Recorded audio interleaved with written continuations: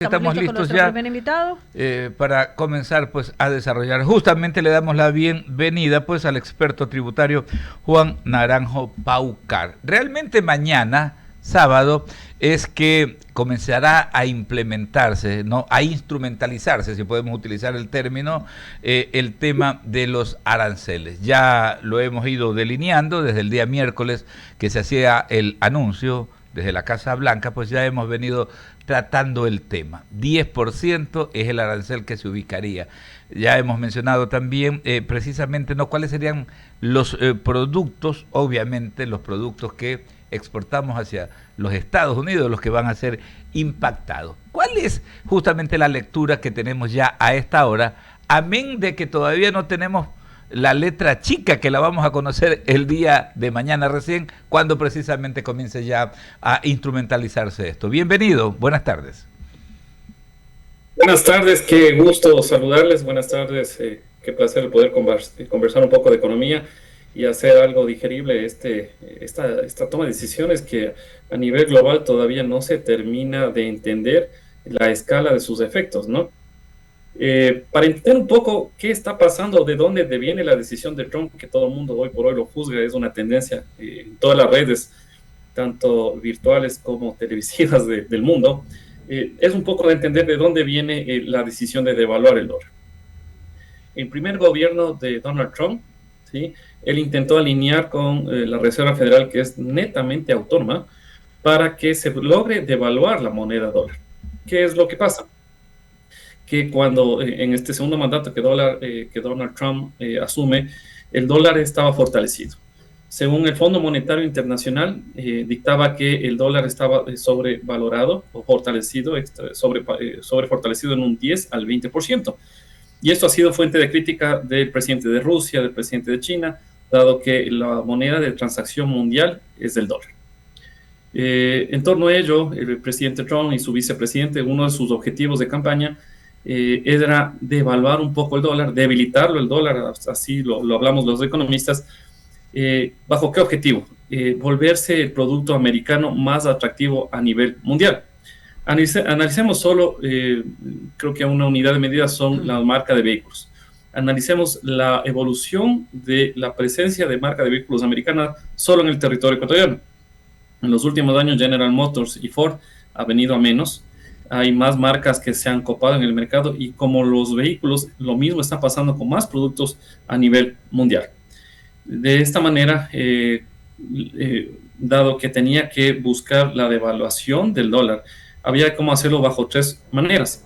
Uno es que la Reserva Federal intente bajar las tasas de interés para que los inversionistas lo regresen a ver al dólar, adquieran dólar porque se volvía interesante su inversión.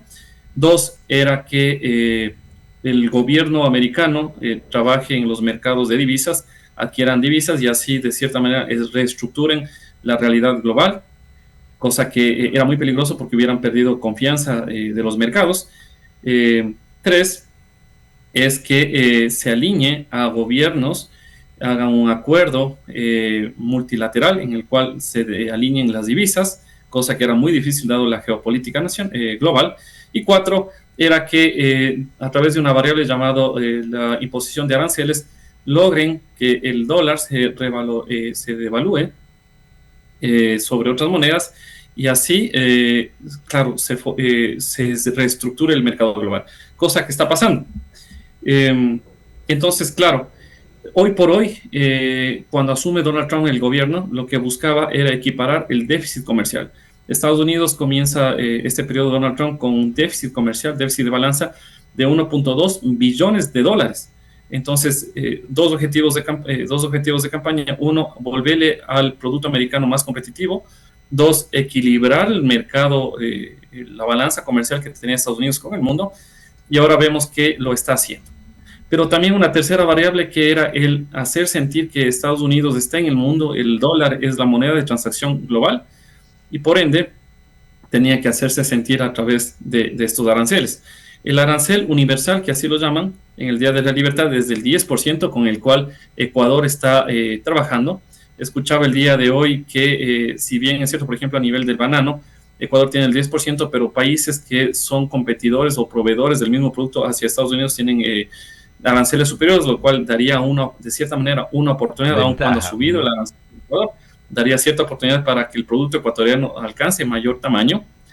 Pero aún así es una decisión que va a contrarrestar las oportunidades de algunos países, ¿no? Mire que ya algunos organismos internacionales datan que la economía mundial se desacelerará en un 0.5%, que la tasa de crecimiento de América Latina de la misma manera encontrará una contracción y, claro, va a haber un ajuste del mercado global. Ahora, claro está, Ecuador nos preguntan, oye, pero esta noticia que está haciendo impacto a nivel mundial, ¿cómo además nos afecta? Vemos que Ecuador, la gente en Ecuador ha tenido que emigrar, muchas familias están ya en Estados Unidos, es la segunda generación. Va a haber una contracción a nivel de sus ingresos, y si hay una contracción a nivel de sus ingresos, las remesas van a disminuir. Claro. Eso es un componente especial importante dentro de las finanzas nacionales, el nivel de las remesas. Además de la cantidad de exportaciones hacia Estados Unidos, dada que va a haber un ajuste en la demanda de los hogares americanos, habrá una contracción. Entonces, claro, va a haber un efecto inmediato a nivel de la demanda, de la oferta, la cantidad de exportaciones que tenemos en Ecuador. Y el objetivo de Donald Trump, como nuevamente les digo, es equiparar la balanza comercial que tenía con otros países, pero además tocará ver qué está pasando también con la decisión de China en torno a dar esta respuesta a la decisión de Casablanca, ¿no? 34%, ¿no? Es la decisión del gobierno de la República Popular China, aranceles del 34% para todos los productos estadounidenses que se exporte hacia el mercado chino. Ahora, pero no es peligroso todo esto, porque anotamos aquello, por supuesto, tiene muchísima lógica. El camarón ecuatoriano en el hogar del ciudadano estadounidense pasa a un segundo plano si hay un ajuste. Yo dejo de comprar rosas, no le llevaré rosas a mi esposa viviendo en los Estados Unidos, pues, porque eso pasa a ser un tema suntuario si tengo que ajustarme los cinturones, y dejo de comer también un poco de chocolate, ¿no? Entonces, son temitas. Pero lo del precio del barril del petróleo es bastante preocupante, ¿no? Porque desde ayer comenzó aquello. No solamente es el Brent, que es el crudo del Mar del Norte, sino también el West Texas Intermediate, el WTI, que es el crudo marcador que utilizamos nosotros como referencia para poder exportar y comercializar pues el crudo Napo y crudo Oriente, que es lo que producimos. Entonces es una apuesta bastante arriesgada por todo aquello, porque nadie se va a quedar cruzado de brazos por un lado. Ya hubo una reacción de China y se está esperando en las próximas horas también que el bloque europeo también ya reaccione, ¿no? Claro, va a haber una reacción inmediata. Veamos que dentro de los productos que Estados Unidos compra como insumos para los productos finales están los productos que está exportando Alemania, está exportando Francia, el mismo España se verían afectados con productos primarios. Va a haber una reacción inmediata. Ahora, claro, como usted lo dice, las bolsas, el mercado bursátil el día de hoy ya se ha visto afectado. Hay una reacción inmediata. Los agentes de mercados ya están nerviosos de lo que está pasando. Según la teoría económica, dado que el dólar es una moneda fuerte, había una probabilidad no que se devalúe, sino que se revalorice. El sentido de la economía es un poco complicado y los ajustes van tomando sus escalonamientos proporcionales. Entonces, la semana entrante va a ser una semana de tensión para los mercados. Vemos que el mercado bursátil ha habido ajustes en contracción de 3 puntos porcentuales, que eso ha llevado a las valoraciones nominales y a nivel global son millones de dólares. Claro. Mire una reflexión además interesante. Donald Trump el 2 de abril pone sus aranceles, China el día de hoy pone sus aranceles, pero la relación, porque claro, tenemos que basarnos en la demanda, ¿no? La relación de la población de China versus la de Estados Unidos es 4.1 veces más, 400% más de la población de China versus la de Estados Unidos. Entonces, claro, ahí tocaría ver la conjetura o el efecto secundario de la toma de decisiones de los aranceles de China versus los aranceles de Estados Unidos. Tocará ir evaluando, ¿no? Ahora, claro, conociendo la personalidad de Donald Trump, hay una obra que él escribe en 1990, es una guía práctica de cómo negociar. Yo creo que el presidente Trump quería comenzar su periodo con lo mejor que sabe hacer, que es negociar. Para mí es una medida transitoria los aranceles. Para mí es que con las principales economías mundiales quiere volver a generar un nuevo equilibrio. Recordemos que el discurso de Donald Trump es que los presidentes anteriores a él permitieron que haya esta relación bilateral con los países en torno a los aranceles, permitieron que haya ese déficit comercial, ese déficit de balanza que Estados Unidos estaba importando más que exportar. Lo que a mi criterio quiere hacer Casablanca y su equipo es sentarse con los países de mayor importancia y negociar. Mire qué pasó con México, parece que es el gran triunfador de la jornada. Solo las bolsas bursátiles de México se revalorizaron, el resto del mundo se devaluó, hubieron contracciones. Entonces parece que por ahí viene este sentido económico, porque de otra manera, hoy la revista The Economist hablaba de que es la peor decisión que Donald Trump pudo haber tomado y parece que se está disparando en el pie. Claro, pero habría que ver, ¿no? Habría que ver, obviamente, porque, vuelvo y repito, pues tanto México como Canadá estaban en compás de espera, ¿no? De alguna manera, directamente Correcto. Todavía no les ha tocado a ellos.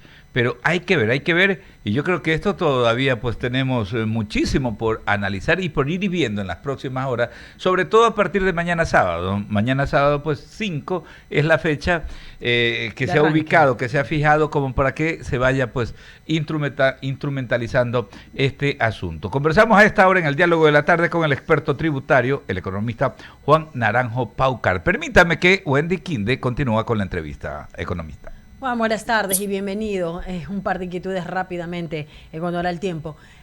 A ver, ¿qué pasa con la industria nacional? ¿De qué manera pueden empezar a rediseñar esas estrategias de competitividad? Que si bien es cierto, tenemos las próximas elecciones y no sabemos qué va a ocurrir, a quiénes vamos a tener.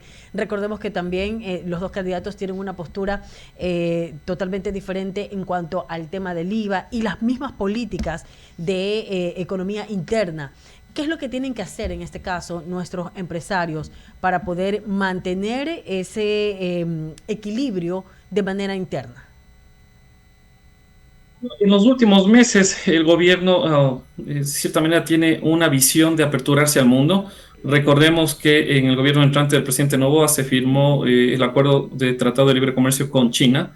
Como ya explicaba, China tiene 400% más grande la población que Estados Unidos, lo cual será un mercado interesante para diversificar la colocación del producto ecuatoriano. Hace pocas semanas se firmó el Tratado de Libre Comercio con Canadá.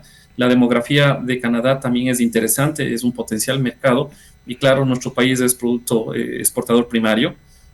También se abren puertas para que Ecuador pueda diversificar. Respecto a Estados Unidos, sabemos que Cancillería está activando todas las herramientas posibles para llevar a un acuerdo con Estados Unidos. Hablaban ya de que de cierta manera esta es la consecuencia de que no se ha firmado un tratado de libre comercio. Recordemos que para el año 2007 había un acuerdo de preferencia arancelaria, el ATPDA. Sin embargo, por las malas relaciones coyunturales con Estados Unidos, se terminó este ATPDA y Perú y Colombia tomaron un poco de ventaja con Ecuador. ¿Qué tendrían que hacer de forma inmediata con Estados Unidos? Estados Unidos es el principal aliado comercial de Ecuador. Tengo fe que por la calidad del producto ecuatoriano, que se sentarán y se llegarán a acuerdos. Sin embargo, si ustedes analizan, usted hablaban de que la gente pensará dos veces en torno a la toma de decisiones. La reflexión es que los productos que Ecuador exporta son de primera línea. Algunos ya mismo se los considera como bienes suntuarios. No es bien de primera necesidad. Y cuando hablamos de bienes suntuarios, consume el que tiene su capacidad económica. Hablaba de las flores, por ejemplo. Entonces tocará evaluar, en economía se llama la sensibilidad del mercado. Tocará evaluar cómo es el efecto secundario de la subida del precio. En economía el mercado se regula, tanto oferta y demanda. Tocará ver cómo se autorregula el mercado, porque no solo el producto ecuatoriano va a ser el que tenga una variación en su precio, sino además otros productos. Pero en economía todo es proporcional. Si suben los precios, tendrá que paralelamente subir las remuneraciones o algún tipo de ajuste, porque de otra manera el pueblo americano perderá su capacidad adquisitiva, lo cual encontrará una contracción inmediata. Yo creo que a la esfera mundial habrá un ajuste de precios, una nueva estructura de precios, pero tengo fe de que se llega a un acuerdo, dado que el producto ecuatoriano es de primera línea. tenemos ventaja en torno a la posición geográfica y climática, lo cual genera que el producto ecuatoriano en muchos de los casos no tenga competencia más allá del precio, ¿no? Pero como les explicaba, algunos de los países que son competidores en torno a la producción de producto, por ejemplo el banano, nosotros estamos aventajados casi con 15 a 20% respecto al arancel. Claro está, como lo explicaba, de aquí vendrán negociaciones en torno a equiparar esos aranceles de exportación y de importación que Estados Unidos tiene y los otros países respecto a Estados Unidos. Indistintamente, bueno, pues de lo que está defendiendo actualmente el gobierno, de que Ecuador la tiene bien en este sentido, o sea, no nos afecta mayormente, pero sí es importante recalcar, existe esa competitividad, entonces internamente, ¿en qué más hay que trabajar? ¿En tecnología? ¿En abrir más espacios de trabajo, más amplitud para tener mayor empleabilidad? ¿Qué más hay que trabajar internamente? El gobierno entrante, sea quien cualquiera de los dos candidatos que gane, tiene muchos desafíos.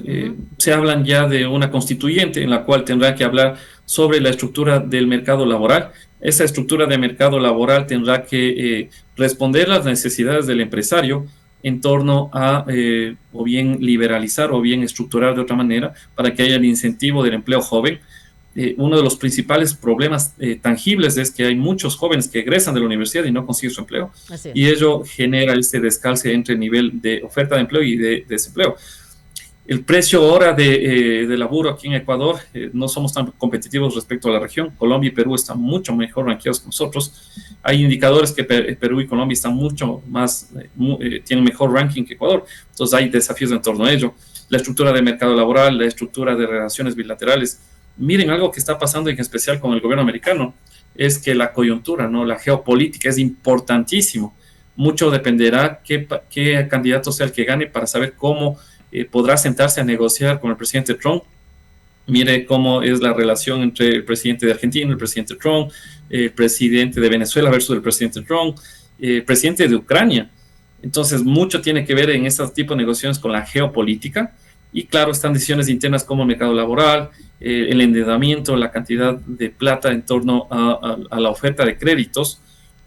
Ahorita los mercados están atentos a ver qué está pasando, cómo reaccionará la Reserva Federal en torno a la inflación que se podrá generar en Estados Unidos. Y recordemos que nosotros tenemos el dólar, entonces estamos muy ligados a las decisiones que toma la Reserva Federal por el tipo de interés que decida dentro de su estructura como mercado. Sin duda es muy importante mantener esas relaciones bilaterales, indistintamente del gobierno o del mandatario que asuma justamente las riendas del país. Gracias, Juan Naranjo Paucar, experto tributario, que ha estado con nosotros en estos micrófonos aquí en el Diálogo de la Tarde. Un abrazo.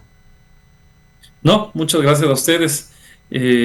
Siempre es un placer poder comunicar y conversar sobre la coyuntura económica global que está suscitando. Y lo vamos a seguir molestando, así que atienda ese teléfono. Encantado, a todo gusto. Un abrazo. Muchísimas gracias. Ahí está, ¿no? Temática de enorme trascendencia, mucha expectativa, ¿no? Mañana entonces comienza